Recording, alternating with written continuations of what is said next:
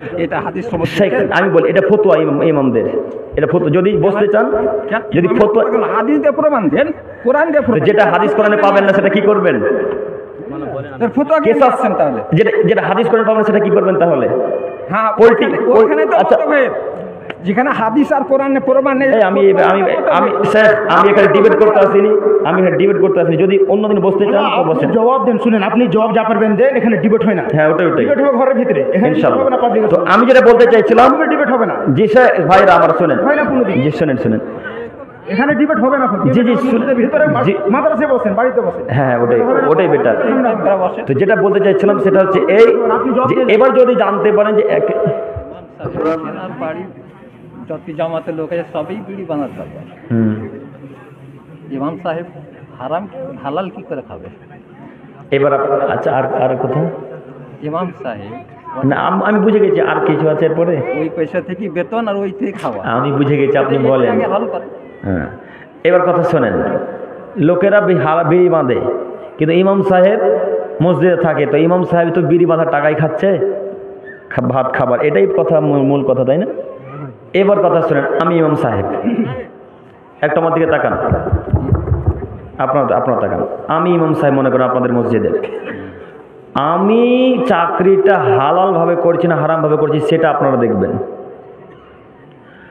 আপনি বিড়ি বেঁধে টাকা নিয়ে এসে আমাকে দিচ্ছেন, না চুরি করে নিয়ে এসে দিচ্ছেন, না কিভাবে নিয়ে এসে দেখছেন, এটা আমার দেখার বিষয় নাই। আপনি কিভাবে দিচ্ছেন ওটা আমার দেখার বিষয় না, আমি হালাল ভাবে নিচ্ছি কিনা সেটা দেখেন। যদি আমি দেখতে না পাই, জানতে না পাই, ওটা আলাদা বিষয় হয়ে গেল। এবার জানতে পারছি, যেখানে আমি জানতে পারি না যে কোথা থেকে দিচ্ছেন আর কোথায় থেকে খাওয়াচ্ছেন, ওটা আলাদা কথা। কিন্তু এখানে আমি জানতে পারছি, এই ব্যাপারটা এখানে। এটা আমি তো ওটাই বললাম, জানতে পারছি। এটা এবার পরিস্থিতি এমন হয়েছে, হ্যাঁ বলেন না, কোথা থেকে আপনি খাওয়াচ্ছেন আর কোথা থেকে বেতন দিচ্ছেন আমি জানি না। আমি যখন জানি না সে তো ঠিক আছে, কিন্তু এখানে তো আমি জানতে পারছি। হ্যাঁ, শোনেন, আমি হালাল ভাবে নিচ্ছি সেটা দেখা লাগবে। আপনি উপার্জন করবেন কিভাবে, আমি কেন দেখবেন? আমি তো সব জানতে পারছি। দেখেন, এই বিষয় যেটা আছে যে সুদের বিষয়টা এটা সুদের বিষয় পড়বে এরকম যে প্রকাশ্য যদি কোনো আলেম জানতে পারে, আমাকে বলতে দেন, প্রকাশ্যে কোনো আলেম যদি জানতে পারে যে ওই লোকটার পরিবারে সুদ চলছে বা সুদ খাচ্ছে, তাহলে ওর পরিবারে ভাত খাওয়া দাওয়া করবে না। এটা সুদের ব্যাপারে। আর কেউ যদি হারাম ব্যবস্থা করে হারাম খাদ্য খাইতে তার সাথে খেতে পারে, যেখানে সারাব হারাম, যেখানে বিড়ি হারাম, ওর ব্যবসা হারাম, আমি জানছি যে বাড়িতে বিড়ি বাঁধছে, ওই বাড়িতে সব কিছু হচ্ছে, ওই বাড়িরই খাবার, ওই বিড়িরই খাবার, ওই বাড়িরই তানখা, তো ফির এটা কি করে হবে? জি দ্বিতীয় প্রশ্ন হচ্ছে অবশ্যই ওই বিড়ি বাঁধার পয়সারই ফের মসজিদে লাগা আছে না? এই শেখ একটা কথা, গুরুত্বপূর্ণ কথা বললেন, এই ভাই খুব গুরুত্বপূর্ণ কথা বলেছেন। দেখেন, ধরেন কেউ বিড়ি বাঁধছে, ওদের বিড়ি বাঁধাও টাকাও আছে এবং মাঠে ঘাটে কাজ করারও টাকা আছে। তো মাঠে ঘাটে কাজ করার টাকা হালাল না হারাম? কথা বলেন একটু। হালাল।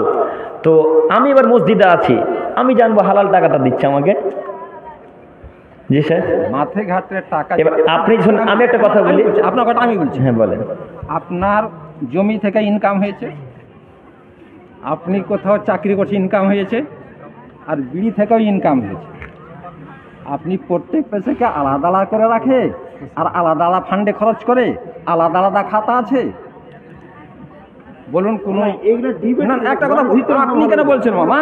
আমি বলছি মহানা, আপনি কেন কথা লাগাচ্ছেন? আপনি বলুন না, আপনি বলেন।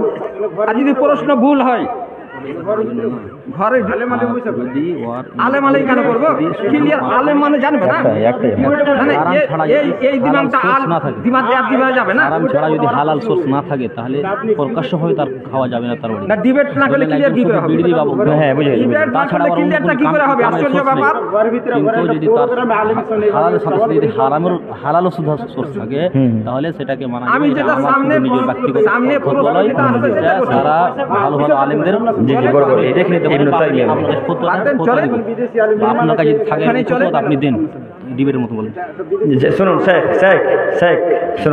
শুনুন, বাদ দেন। এখানে এটা বলে দিই না, পরের দিন হবে, ক্লিয়ার হবে। আপনি রাখবেন, পরের দিন হবে। এখানে বলতে যে এখানে হবে না, এটুকুটা বলে দিই। বাদ দেন, এখন বাদ দেন। আমি বলছি সভাপতি হয়ে বলছি এখন বাদ দেন। যে আচ্ছা, আপনি বলেন। কি ছিল? আপনি জবাবটা দিতে দিয়েছেন। আচ্ছা, যে কথাটা হলো যে দেখুন এই আচ্ছা এইটুকুটা বলে দিই, আপনি এটা ধরে নিন। জি আপনি বলে দিন। হ্যাঁ বলি, আমি বলি। ও হিন্দিতে লিখেছেন, আচ্ছা দাঁড়ান একটু। দেখুন, ধরুন যে আমি শুধু হারামের ব্যবস্থা করি, হ্যাঁ কথার কথা, বা মনে করেন আপনি হারামের ব্যবস্থা করেন, যদি আমি জানতে পারি যে আপনি শুধু হারামেরই ব্যবস্থা করেন, তাছাড়া অন্য কোনো ব্যবস্থা নেই, আপনার অন্য কোনো ব্যবস্থা নেই, একটাই ব্যবস্থা যেটা হারাম, এটা হাদিস সমস্যা। আমি বলি এটা ফতোয়া ইমামদের, এটা ফতোয়া। যদি বসতে চান, যদি ফতোয়া হাদিস দিয়ে প্রমাণ দেন, কোরআন দিয়ে প্রমাণ, যেটা হাদিস কোরআনে পাবেন না সেটা কি করবেন? দেন। ফতোয়া কে চাচ্ছেন তাহলে? যেটা হাদিস কোরআনে পাবেন সেটা কি করবেন তাহলে? হ্যাঁ, পোল্ট্রি, ওখানে তো আচ্ছা। মতভেদ। যেখানে হাদিস আর কোরআনে প্রমাণ নেই, আমি স্যার আমি এখানে ডিবেট করতে আসিনি, যদি অন্যদিন বসতে চান তো আপনি বসেন। জবাব দেন, শুনেন, আপনি জবাব যা পারবেন দেন, এখানে ডিবেট হয় না। হ্যাঁ ওটাই ডিবেট হবে ঘরের ভিতরে, এখানে debate ইনশাআল্লাহ। হবে না পাবলিক। তো আমি যেটা বলতে চাইছিলাম, ডিবেট হবে না, জি স্যার ভাইরা আমার শোনেন, হয় না কোনোদিন। জি শোনেন। এখানে ডিবেট হবে না। জি, শুনে- ভিতরে জি। মাদ্রাসায় বসেন, বাড়িতে বসেন। হ্যাঁ ওটাই বেটার। আপনারা বসেন। তো যেটা বলতে চাইছিলাম সেটা হচ্ছে এই যে এবার যদি জানতে পারেন যে আসসালামু আলাইকুম ওয়া রাহমাতুল্লাহ। সে আমি দোয়া মাঝখান থেকে খতম করবেন। আমি মাঝখান থেকে একটি কথা বলতে চাই যে জালসাগাহে এভাবে বক্তার সাথে তর্ক বিতর্ক করাটা আমাদের শোভনীয় হচ্ছে না। তাই আমার দাবি এটা যে মোহাম্মদ সাহেবের যেটা আপত্তি হচ্ছে, আমাদের যেটা বক্তা সাহেব যে বললেন হারাম বিষয় নিয়ে, সে নিজ মধ্যে ঠিক বলেছেন, অবশ্যই সেটা সঠিক। এবার মাওলানা সাহেবের যেটা আপত্তি বা যেটা বুঝতে চাইছেন, আমরা সেটা বোঝাতে চাইছি যে কোনো মানুষের যদি কোনো ফ্যামিলি যদি শুধু হারাম কামাই ছাড়া, হারাম ইনকাম ছাড়া হালাল ইনকামের কোনো সোর্স নেই, হালাল কামাইয়ের কোনো জারিয়া নেই, ধরেন সে জমি খাতে পারে না, তার কোনো ছেলে বম্বে কামাইতে যায় না, সে তার কোনো ছেলে বা সে পেট খাটে না, মজদুরি করে না, শুধুমাত্র বিড়ির বলে তার বাড়ি চলে, শুধুমাত্র নাশাদার দ্রব্য বেচে তার বাড়ি চলে, এটা উদাহরণ করলাম, যেটা কোনো হারাম।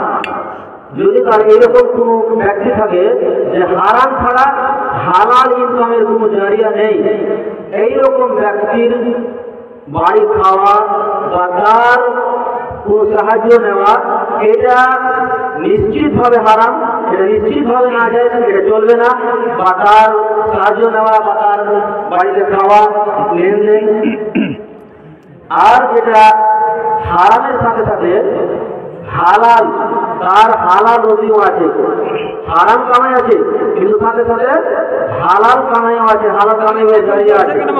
তাহলে আমি বলবো, তাহলে এখন বলছেন কেন? এখন তাহলে আমি বলে দিচ্ছি, শুনুন।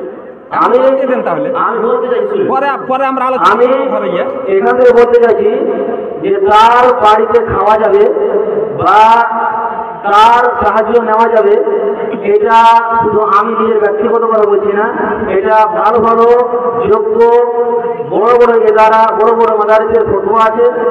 এই ব্যাপারে যদি মোহাম্মদ সাহেবের যদি কোনো ফতোয়া থাকে যে না, যার বাড়িতে হারাম হালাল দুটাই আছে, মিশ্রিত আছে, হালাল এবং হারামকে আলাদা করে রাখা হয় না, তার বাড়িতেও খাওয়া যাবে না বা তার বাড়িতেও সাহায্য দেওয়া যাবে না, এইরকম যদি ফতোয়া দিতে পারেন তাহলে অবশ্যই তার ফতোয়ার জবাব দেওয়া হবে। এটা পরে আমাদের দরকার পড়লে ডিবেট করা হবে।